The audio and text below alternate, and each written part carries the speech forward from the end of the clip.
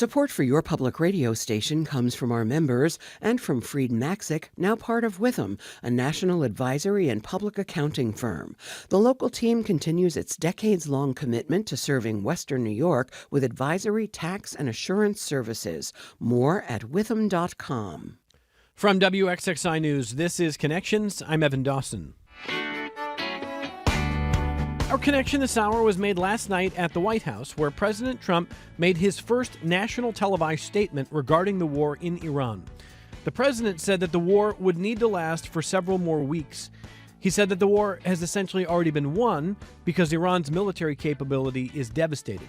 And he said that around the world, nations are amazed and grateful at what the United States is doing. I want to listen to part of his statement about the success of the war effort so far. The whole world is watching, and they can't leave the power, strength, and brilliance. They just can't believe what they're seeing. They leave it to your imagination, but they can't believe what they're seeing, the brilliance of the United States military. But there was a lot the president did not say. He did not explain whether he had decided to send ground troops, which his administration has been debating.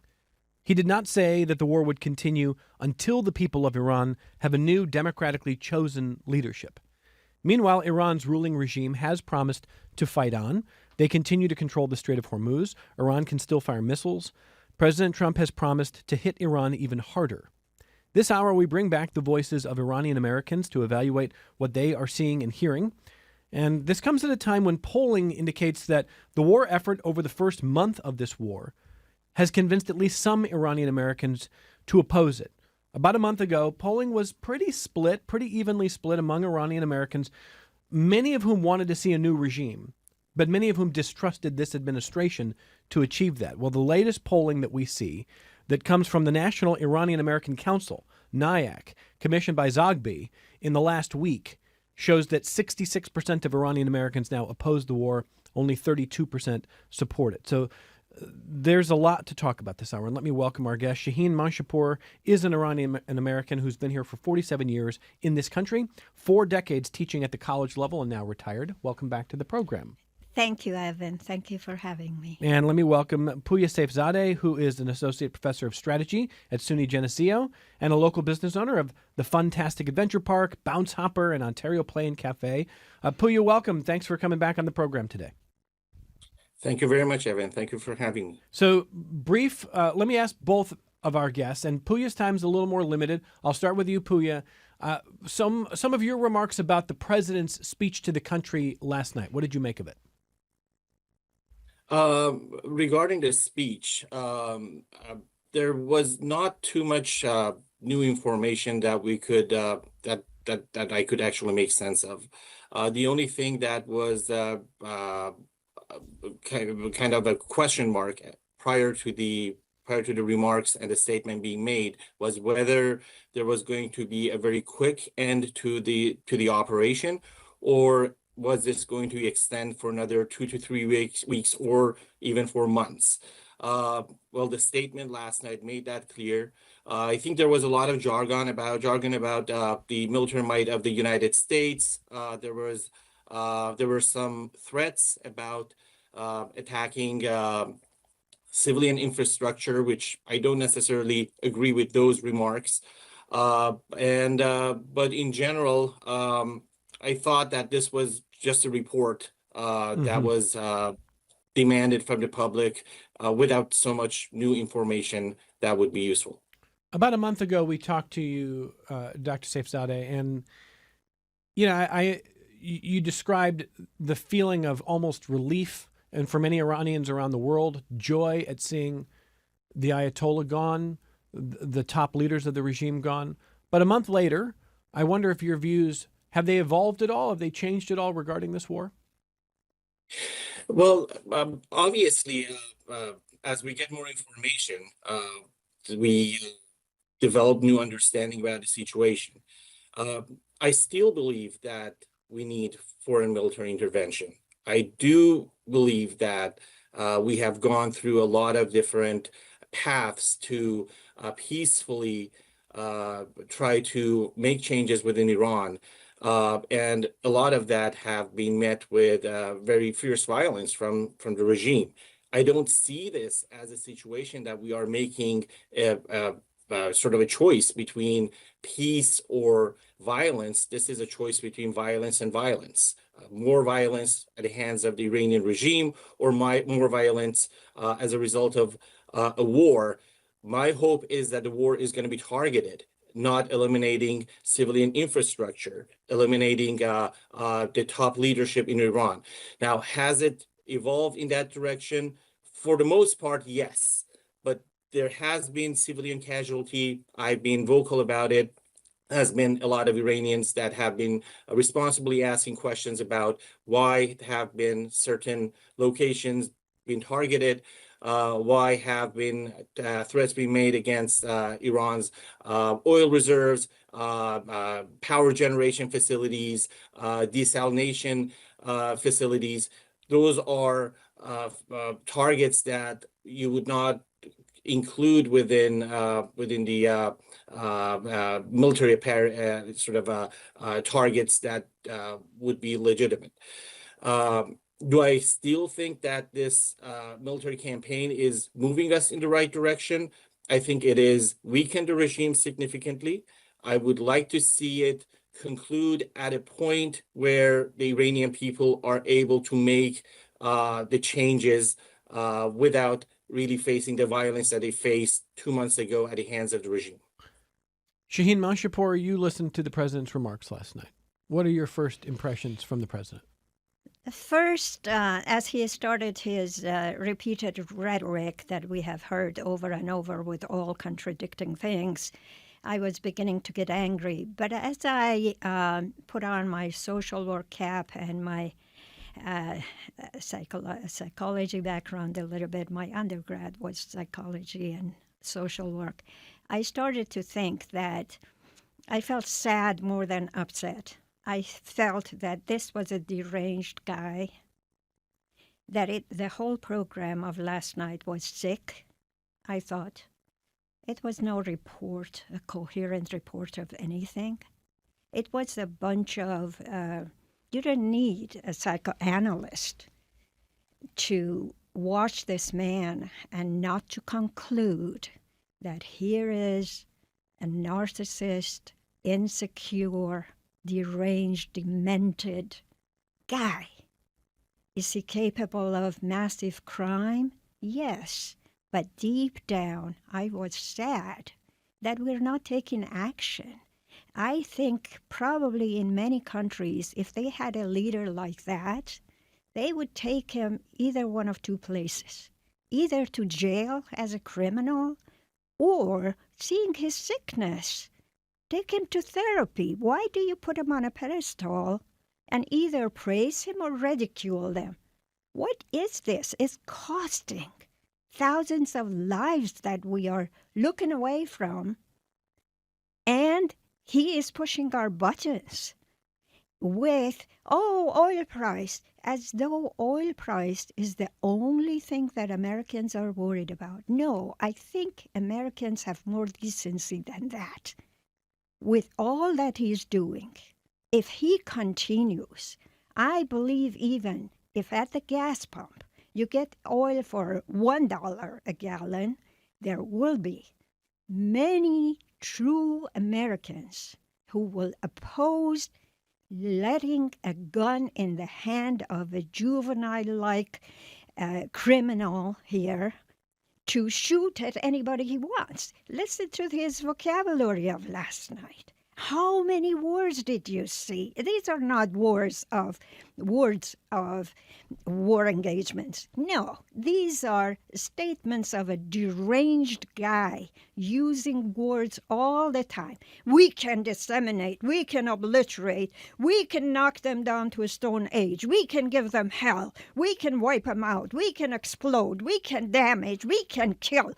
This guy, are you guys out of your mind? I think the rating of, more than anything that bothered me last night, was that his popularity rating is about 4 out of 10. That's way too high, honey. Oh, so, That is way too high. we're going to listen to some of what you just described in a moment, but briefly, you have said yourself on this program that you have been hoping for a long time for a new regime and leadership in Iran. Yes. And the president of the United States is saying he is trying to affect that with part of this operation. No, really? Which day are you talking about? Which comment? He said in the beginning, don't forget, Evan, he said the only reason for being engaged in the war was when he came out, when Iranians were pouring to the streets, giving their lives and bloods, and shouting against the regime. He jumped in and he said, help is on the way. Help is on the way. Yeah. Yeah. That was in Yeah, I January. do want regime change. And at that point, I was right to not trust him. I said it was a trap. I said on your program it was a trick to kill and to announce victory, how many more I killed. And we see it now. So I want to listen to two different sound clips and have our guests respond. The first is from last night's presentation by the president. And I do wonder how Iranians around the world, to say nothing of Iranians in Iran, felt about this particular comment. We're going to hit them extremely hard over the next 2 to 3 weeks. We're going to bring them back to the Stone Ages where they belong. So Pouya Seifzadeh, when he says back to the Stone Ages where they belong, how did you receive that? How did you hear that? I see that as a strategic overstatement. I have from somebody who is stating something that is making threats to the regime. Do I agree with that rhetoric? No, I don't. I don't want Iran to be bombed to the Stone Age. I don't think any of the Iranians inside the country or even in the diaspora want Iran to be bombed to the Stone Age. And I'm looking more at actions than the actual words that are being said. Actions haven't been bombing Iran back to the Stone Age. And those are the things that we need to pay attention to. Yes, there has been civilian casualty. That shouldn't be. But compared to a lot of other previous military operations, the attacks have been far more targeted. Some of the more recent ones are more questionable. The one attacking cement plants, steel manufacturing, the sort of pharmaceutical installations, those are questionable. But for most part, people within Iran, they are under stress, but it's not like a total war zone inside the country. And I hear this from people firsthand. I'm in daily contact with them. They're not happy, or don't feel comfortable about that. But do I put too much weight into these words? No, I don't. Okay, so do I agree with them? I don't. Yeah, so one other follow-up before I ask Shahin about that. I take your point that you hear the president saying we're going to send Iran back to the Stone Age where they belong, and you're hearing that as a threat to the regime, not to the people, not to the populace. Although the president did not distinguish. And one thing that surprised me, Pouya, was 3 months ago when the president said to the people of Iran, help is on the way if this regime is going to target you. We've got your back. Last night, he didn't make those kinds of statements to the people of Iran. He didn't try to spend a few minutes talking directly to the people of Iran, not the regime. He didn't distinguish. And I was surprised at that. I thought in a situation like this, if you are trying to ingratiate yourself to the people of a country that you are bombing, why not speak directly to the people? Why not send a message to them and not the regime? Were you surprised at that? Were you disappointed at that? No, I wasn't surprised. When President Trump said help is underway, there was a lot of pushback from the American community, American society, from the America First people, from his own base.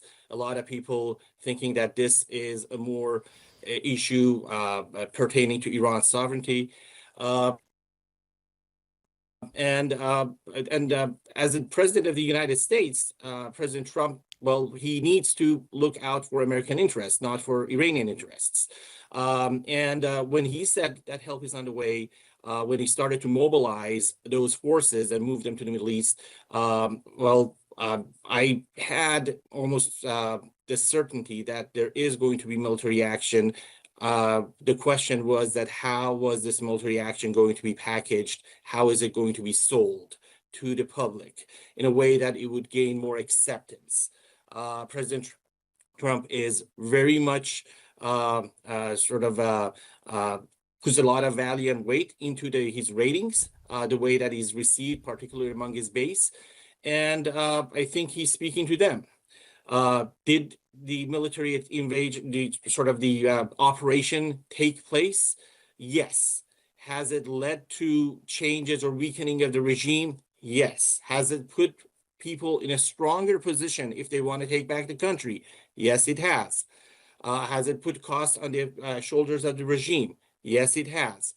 And I think he will continue talking to his base going forward and less talking about giving freedom to the Iranian people, because that is not something that has been received well but on either side of the aisle. So now let me ask my guest in the studio, Shahin Monshipour, the same kind of question. So you heard the president say that, use the phrase, send Iran back to the Stone Age. Right. Did you hear that as a direct threat to the regime, but not to the Iranian people? How did you hear it? No, all in all, I think it was very clear that this man has never made or will make a distinction between people and their regimes. I don't think he understands any of this. And I think it was directed at the whole country, especially when he says, just boldly, I will target your infrastructure. I will target your sources of water and electricity. Mm-hmm.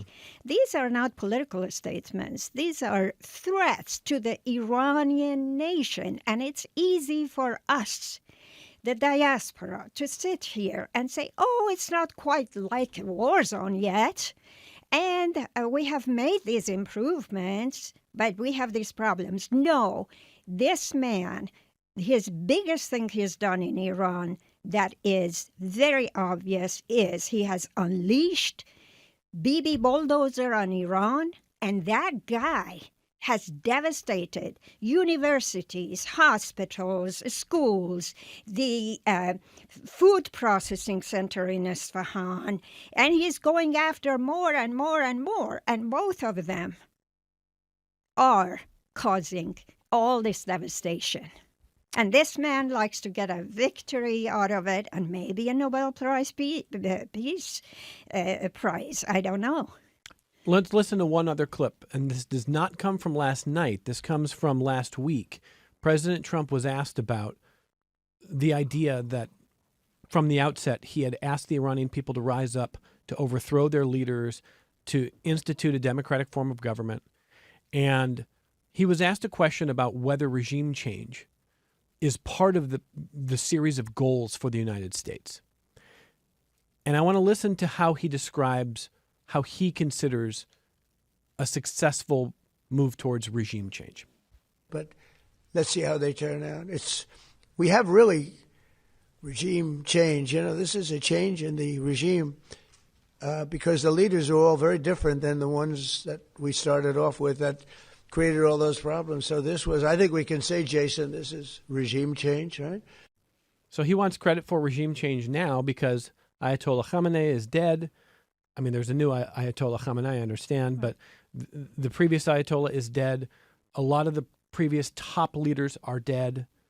And the president is saying, what is that if not regime change? So let me start with you, Shahin. What do you think of that? That is not regime change because he doesn't understand what is regime change, number one. Number two, if he gets that Jason, whoever it is over there, reporter, yeah. To agree with him, he feels good. Okay, then it's a regime change. He's a lunatic, this guy. I don't think I like to spend much time analyzing what he says. From each side of his mouth, he says something different. His behavior, his talk, his mannerism is nothing like a president, especially a president. Yeah, he looks like a president who wants to become an emperor or a king. But in a few weeks, if this operation ends and the current leadership is still in place, the president is likely to say that they effectuated regime change. He can say whatever he wants. I don't care. People who have brains in the world, Europeans have talked about it. Read Guardian and the other magazines. Who believes that this is a regime change? With billions that United States has been spending on this war, they could do a successful regime change. And they know it, and they don't want to, it seems to me, to do a regime change. Well, I mean, Pouya's time is short here, so I'll ask you to respond to the president's statement last week to reporters when he said that really, effectively, we've already had regime change. What do you think, Pouya? No, we haven't had a regime change, and I don't think it's President Trump's responsibility to cause a regime change in Iran. Even if he's said it in the past, I think that was just overstepping his boundaries. Iran's regime change in Iran needs to happen by Iranians. American military intervention is only going to help Iran or Iranian people in that direction. I don't think, contrary to what your other guest said, I don't think it's as easy pouring in money and just affecting a regime change in Iran, considering how the sort of IRGC has been tied into Iran's economy, how everybody's everyday lives are affected as a result of that. Everything that is imported runs through IRGC. The gas that you pump at a gas station, the pharmaceutical products that you buy, everything somehow gets connected at some point. So it's not that easy to do a regime change in Iran. And what we see there is not a regime change. If that is regime change, then we have a regime change here in the US once every 4 to 8 years when everybody in the administration changes. As long as that is the flag in Iran, as long as, Iran has not recognized the state of Israel, as long as people that are in jails haven't been freed, political parties haven't been legalized in the way that they are in a democratic society, and we don't have a new constitution in place, we don't have a regime change. And again, that is something that will happen at the hands of Iranian people. I've got 1 minute left for Pouya, and he's got to go. So let me just try to squeeze this. I might be able to stay longer. Okay. Actually. Let me try to at least squeeze this in for you, because if you got to go, I want to make sure you have time to respond to this. I understand the idea. There's two ideas that I can see and understand here. One says, forget what the president says.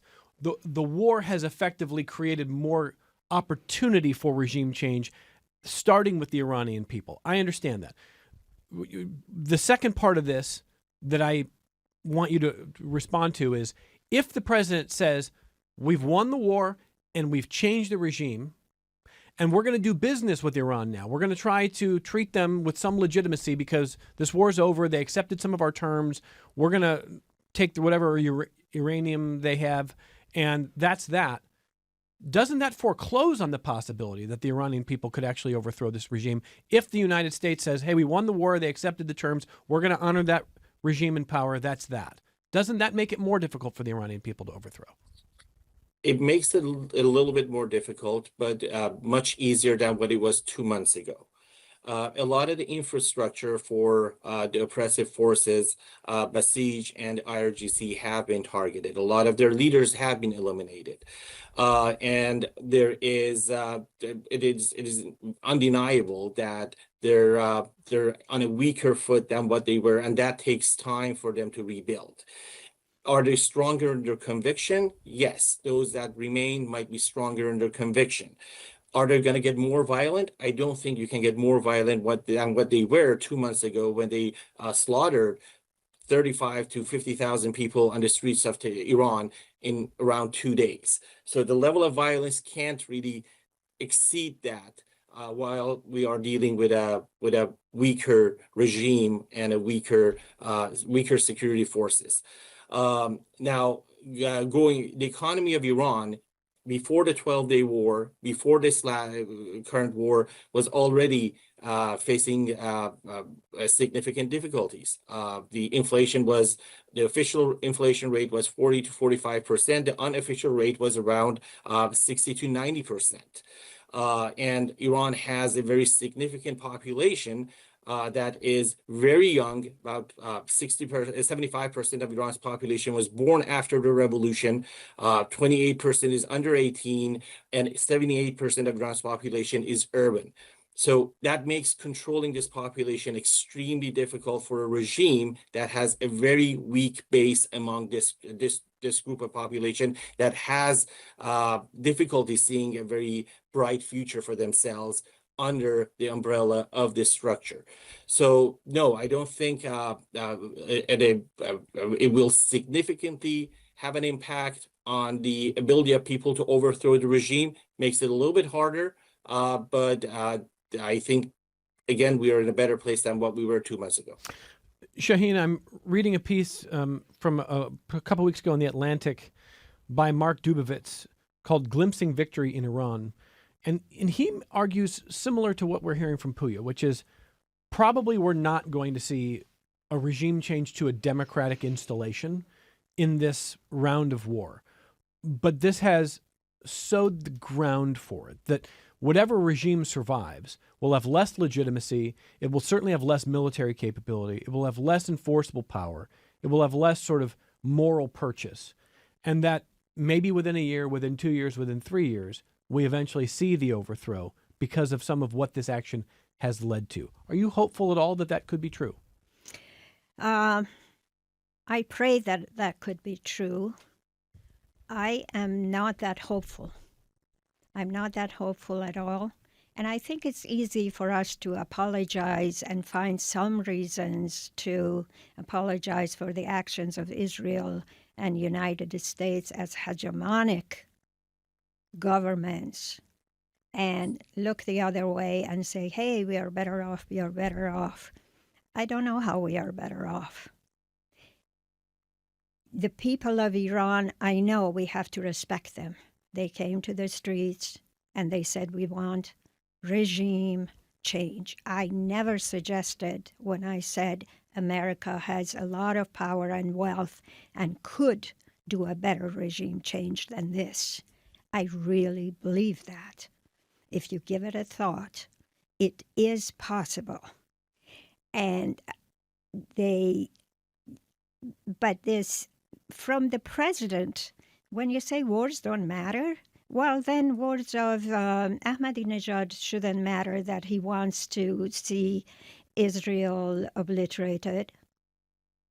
Why are we talking from both sides of our mouth? When it comes to Iranian, their words matter. When it comes to Trump's rhetoric, words don't matter. Look at his action. What positive action could you possibly show me that Trump has done to Iranian nations? For 4 decades, Iranians have suffered from sanctions that denied them antibiotics for their babies. Smoke of chemicals is raining all over Iran and is not reaching me or Pouya. So for us, it's easy to say, oh, well, wars are not comfortable. Oh, yeah, we know that this is the price we have to pay. And if we give it more of a chance, we will eventually overthrow. Show me some recent actions. Show me any sympathy. Every time Americans speak, they talk about 13 Americans who were dead there. I think not even one should be dead. But please pay attention to a whole country you're destroying, and with all of your might. Military, education, money, weapons, everything. You cannot make one positive move without bombing a country to Stone Age.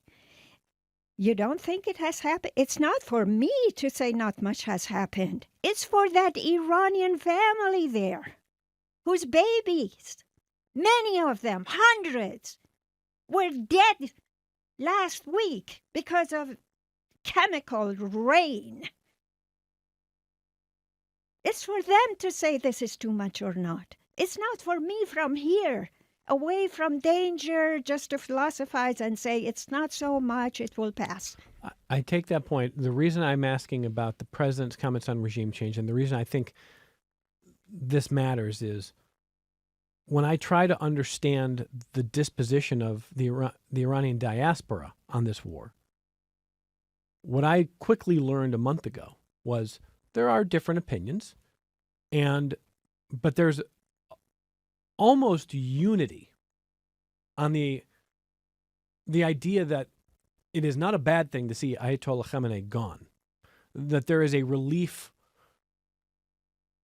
in some ways a schadenfreude. I mean, there's a lot of raw emotion about that. The disagreement has been on whether this war is actually intended to serve the Iranian people or whether it is not. And I don't know if the reason that the polling of Iranian Americans is moving against the war is because of President Trump's remarks about a regime change. It feels to me like that's connected, Shahin.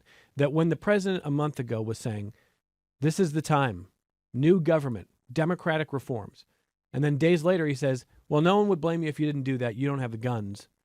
And then 3 weeks after that, he says, well, don't we already have regime change because we killed Ayatollah Khamenei? I could understand why Iranian Americans would say, I thought you were with us here. I thought you were all in on a new government. I wonder if you think, Shahin, that's part of what is changing the polling against the war. You're right on. Exactly. I agree with you. This is exactly what's happening. I received a letter from an Iranian a few days ago in a very zigzaggy way. I won't take the time to tell you how I received this.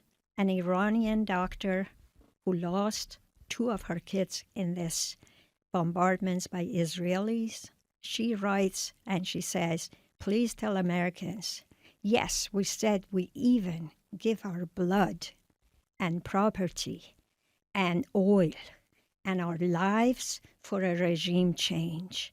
What you did to us was you started from the bottom of the list. You said, okay, first let's take care of you. You are suicidal and want to lose your lives? No problem. We'll have Israel with some bombs take care of some of your lives. She says, we said we will give blood and property. You first took our property and you took our lives and you made us sick, and we're still waiting to see whether you'll give us a better regime. And we totally distrust you, she says, because of what we have seen. People are swaying back, as you said. I was on this program. About 40 days ago, people of Iran were split. Pahlavi was starting mid-February to spend a lot of his money on his propaganda machine, which, by the way, is achieved by money. Don't forget, these things are achieved by money. If we had another propaganda machine wealthier than him, it would have not happened. So anyways, he started in mid-February, jumping in the war, claiming it a war for bringing back Pahlavi. And at that time, many Iranians were attracted to his views and thought, oh, Pahlavi's on the way too, just like Trump. They're going to come and save us. But now, today, after a month or so, it is not 50-50.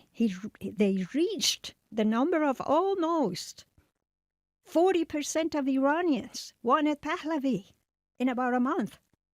But now, another month, 6 out of 10 Iranians, almost 7, say, no, thank you. We don't want Pahlavi. We don't want Israel to help us. We don't want America to help us. We'll take care of our own business. Get the hell out of here. We don't know what we will do. We're not any better off than we were before, and we don't think we will be. We have to take our only break. We're going to come back, and we've got some feedback from the audience on the other side of this only break of the hour. Support for your public radio station comes from our members and from Monroe County Economic Development, accepting applications for the Micro Advantage Loan Program designed to help small businesses with expenses such as equipment upgrades, marketing, and hiring. Details at monroecountybusiness.org. And Bob Johnson Auto Group, believing an informed public makes for a stronger community. Proud supporter of Connections with Evan Dawson, focused on the news, issues, and listeners in the Rochester and Finger Lakes regions. BobJohnsonAutoGroup.com. This is Connections. I'm Evan Dawson. Let me read a comment that came from another Iranian American in the Rochester region. This is from Ghazal Degani. And Ghazal writes, while much of Western media focuses on the consequences of war through its significant costs and higher gas prices, important concerns in their own right, another reality is unfolding on the ground. Just this week, 2 major pharmaceutical institutions were destroyed by American-Israeli strikes. One was the Pasteur Institute, founded in 1921, which housed 13 national laboratories and collaborated closely with the World Health Organization. It served as a vital hub for vaccine research, particularly for children. The other, the Tawfiq Daru Research Center, specialized in developing treatments for cancer and multiple sclerosis. The destruction of such critical infrastructure has little to do with America first or the safety of the future generations of Americans, as President Trump claims. Instead, it imposes broader costs on the global economy and deepens the suffering of civilians. Children are pulled from the rubble. Electrical systems are threatened to be destroyed. Bridges collapse under targeted bombing, and cultural heritage sites are damaged. All of this unfolds in pursuit of a right-wing worldview that prioritizes force over diplomacy, where the stronger side seeks to achieve its objectives through coercion and destruction, regardless of international law or contradictory evidence. That's from Ghazal Degani, an Iranian American. And I think we still have Pouya Seifzadeh. So I want to give you some space to respond to Ghazal's remarks. And Pouya, you said earlier this hour that there are some aspects of the war operation that you don't agree with, and you mentioned pharmaceutical plants, things like that. Why do you think those strikes are happening? I think the examples that were brought here are similar to the examples that the issue that I brought up. This doesn't really undermine the fact that there should be military intervention. It just signifies the fact that we need to have better intelligence, more responsibility in what targets we pick. And Ghazal is right. These are pharmaceutical installations. They should not be among targets in any shape or form. There are patients that are dependent on these products that are developed by these centers. I know that there is some dual use for some of these installations, but even dual use of these installations in no way justifies targeting these installations given the dependence of so many patients. So no, I do not condone this. And I think that this is just emphasizes that we need better intelligence, more responsible targeting, and going after the targets that are going to bring us, whether it's the U.S. or Israel, bring them closer to their aims, but hopefully bring Iranian people closer to their freedom. Do you want to briefly comment on this, Shahin? Again, I think that this is a page out of Bibi Bulldozer's book that he has practiced for years in Gaza and different parts of Palestine, that every time you want to level a property and kick them out to have the occupiers come in, you say there was a terrorist or there was dual purpose and there was something else in there. We are sitting here and apologizing them for bombing our sources of livelihood. And I don't think it takes that much effort to honestly take a real careful look at the last night's address and see for yourself, is this truly a sound of somebody who wants a better Iran and America. He wants cheaper oil. He wants oil money in his pocket. And he has said it, and he has proved it. And many people around the world know it. So this hiding his crimes under the shield of, oh, it's necessary, they were just trying to bomb, dual purpose or whatever, it just makes me very sad, makes me cry for Iranian people. Lack of emotion for the homeland is incredible. It's the biggest pain that we, the 6 out of 10 in United States diaspora, are taking. Okay, so here's a listener named Dallas who says, it appears, essentially what Dallas is saying, this war does appear to be isolating Iran, even among its neighbors. And he's asking, how damaging is it for Iran going forward after their leadership shot rockets at a lot of their neighbors? I'll start with you, Shahin. I'll ask both of you. Is Iran isolating itself in their response to this war? To some extent, yes. To some extent, yes, it is. But if you would look at Iran with the same eyes that you look at the United States, then we wouldn't ask these questions. I think underneath that question is we are hoping that Iran is the big loser at the end and Trump can announce victory because, hey, look at Omanis and Qatar. And of course, you can spend money on those countries. Again, money is important. Money in those countries with those regimes to isolate Iran. And partially, yes, but I am not sure. Nobody can predict what will happen afterward. Politics is a complicated thing, and I think it is just as likely that Iran and Saudi Arabia will be friends as it is likely that they will be enemies. Pouya, what would you say to Dallas, who thinks that Iran seems to be isolating itself further, the regime, with their lashing out at neighbors? I think in the short term, it will isolate itself. In the midterm, they will have to reconcile. In the long term, the problem would be that most of the states in the Persian Gulf region, they will look for other ways other than the Strait of Hormuz to transfer their oil. And they're probably going to go through Israel, right? So that is going to help in one way or another bring those countries that are involved in the Abraham Accords closer to one another. If that means isolation for the Iranian regime, that will probably be the case. I think the fact that Iran used military force against these countries made it more apparent that long term there are a greater risk.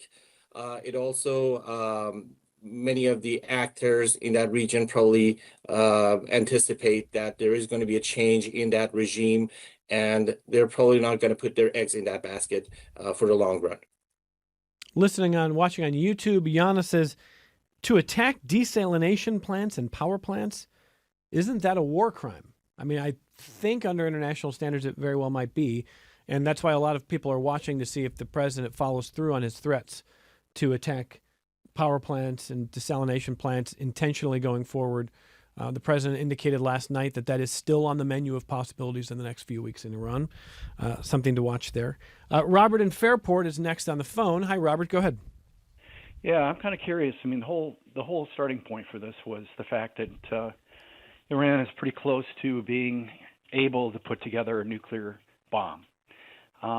Assuming that they actually do that someday, how soon do our guests think that they would proactively attack Israel with a nuclear bomb? Because this is tremendously destabilizing for the whole region. Once you get a nuclear Iran, you're going to have a nuclear Saudi Arabia, and so on and so forth. All right, Robert, thank you. So, Shahin, I'll start with you. On the day that Iran has a nuclear weapon that can be used, how long would it take them to use it on Israel? That's the question from Robert. What do you think? If the present regime is still in power, if we have failed to make significant changes. Yeah. And Israel is at the point that it is. I wouldn't put it past Iranian regime like Khamenei and Mojtaba and the others to wish to have that. But I tell you, this is a sham. There is tons of research by those who are experts on this, not me, saying that there are ways to curtail these efforts to make an atomic bomb with real good advance notice. And there are other ways of stopping this imaginary bomb that Iran has. So in other words, you think if they had one, this regime probably would use it. But you think it's been overstated how close they've been to getting one. Exactly. Okay. Not only close to getting her, but being able to even get one. I think it's not a realistic threat. And those who know these things, American military officials I've seen making analytical discussions about this, they all say, no, this is phony. Iran can say that they want to obliterate Israel, but look at actions. What has Israel done to obliterate people, and what has Iran done to obliterate other countries? Well, let me just briefly ask Pouya, and then I've got one question for each guest to close here. But briefly, Pouya, on the day that Iran has a usable nuclear weapon, do you think they would use it, this regime would use it on Israel? No, unless they are about to fall, right? So that would be the day that they would use it. But what they would do is that they're going to unleash their proxies. So a nuclear weapon with an active missile program is going to give them a sense of security similar to what North Korea has. Yeah. And Iran's military doctrine has always been to fight its wars outside of its borders. They've adopted this during the Iran-Iraq war when they started to, they realized that organized warfare was not really successful. They created very disorganized groups that were each operating as a cell. This is very well documented. And after that, after the war, they decided that they are going to take this doctrine. They injected organizations such as Hezbollah and all these other proxies outside of Iranian borders, with destabilizing everything that is outside of Iran's borders to prevent any attack on Iranian soil in the future. A nuclear weapon is just going to embolden them to do that. Okay. Continue to do that. All right. I have. It will do. Yeah, let me just jump into you because we're going to lose the hour here, and I want to give you each about a minute. Just describe for me, Pouya, in about a minute's time, where we are today, April 2nd, with everything that's happened. What is the best case scenario for Iran going forward from here? About a minute. Go ahead, Pouya. The best case scenario would be for somebody within the current Iranian regime or a fraction of a group within the Iranian regime realizing that the Islamic Republic is no longer on a path of survival, reaching out and trying to establish a connection with somebody from outside in the diaspora. Unlike your other guests, I think currently the leadership that stands out, I'm not a monarchist, but I think it would be Reza Pahlavi. I would like to see us get to the ballot box. I would vote for a republic, but if it's a monarchy that comes out of the box, I would accept any outcome that comes out of it. But there should be some way to preserve the core without creating a power vacuum in Iran and causing any further bloodshed. Okay, so that's the best case that Pouya Seifzadeh can see from here. For you, realistically, from here, what's the best case scenario in Iran? The best case scenario is that Israel stops, United States stops its war against Iranian people, both of them. And Iranian people did start an effort with their lives to overthrow their government. They will come up eventually with a better government. Many nucleus of Many coalitions are happening around the world of Iranian intelligent and capable people who could take the government, that Pahlavi, honestly, will not be anything compared to them. Pahlavi is a puppet, is a little toy here, and he's being played. And I think... But you think there are people out there who could do this work? Of course they are, but there has not been a sincere help from the foreign powers to help them get in there. They have been in jails, and nobody has screamed for their freedom and human rights. They have been in diaspora, and they don't have Pahlavi's stolen money that he has inherited from his father's reign in Iran. Well, I want to thank our guests for sharing their insights and their thoughts. I know this has, to state the obvious here, it's been a very tumultuous and very difficult time for the Iranian people in Iran and for the Iranian diaspora around the world, and we're grateful for their voices here, and they will continue to be invited. Shahin Monshipour, an Iranian American for 47 years, 4 decades of teaching at the college level, enjoying a well-earned retirement, and I know praying for your homeland in Iran. Thank you for being here. Thank you.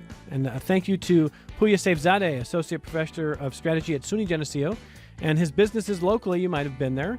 Funtastic Adventure Park, Bounce Hopper, Ontario Playing Cafe. Pouya, thanks for sharing your insight. I know we'll talk again soon.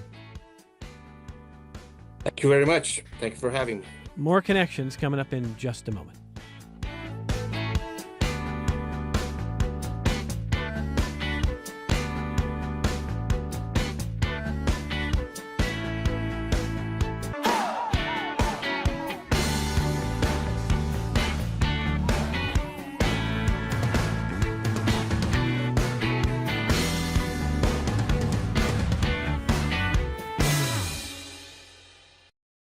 This program is a production of WXXI Public Radio. The views expressed do not necessarily represent those of this station, its staff, management, or underwriters. The broadcast is meant for the private use of our audience. Any rebroadcast or use in another medium without expressed written consent of WXXI is strictly prohibited. Connections with Evan Dawson is available as a podcast. Just click on the Connections link at WXXInews.org.